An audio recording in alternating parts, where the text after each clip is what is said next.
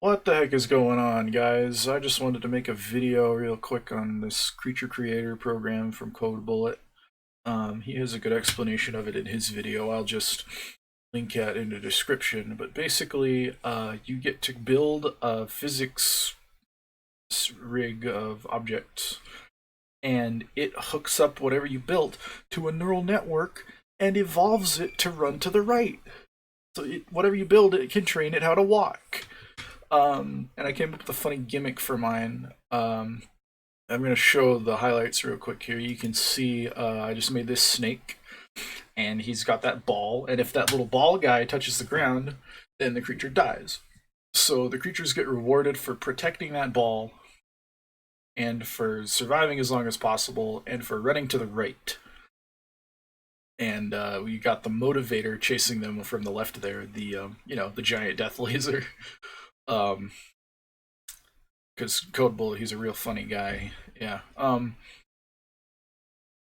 But yeah, it's just a really neat piece of software because it's just capable of hooking up whatever you build and evolving it over time.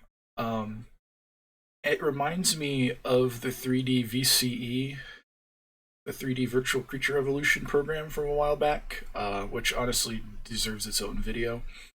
But yeah, you can see very quickly this snake guy tends to evolve this same strategy. I've run him a couple times, and he evolved about the same way. He finds a way to cradle the egg and run to the right with it, which is amazing, right? So, and he kind of crawls along the ground using his little mustached face. I don't know why I gave him a mustache. I think it's because I didn't really have a good graphic to give him a snake tongue, so I just gave him a mustache instead. And the egg wasn't going to have a face, but like, why not? It's funnier this way. Look at how scared it is. It's so silly. And we can just look through all the generations. Eventually, these guys will get fast enough that they can outrun the laser basically forever. And I think we've already kind of reached that point. It takes about 30 generations, maybe 40 on average, from what I've seen. At least for this particular creature, to get smart enough to outrun that laser beam. And because it's trying random different strategies, it'll create a whole bunch of children based on a base parent, and whichever children gets the highest score, they get to have more children next generation, and the worst scoring creatures get deleted.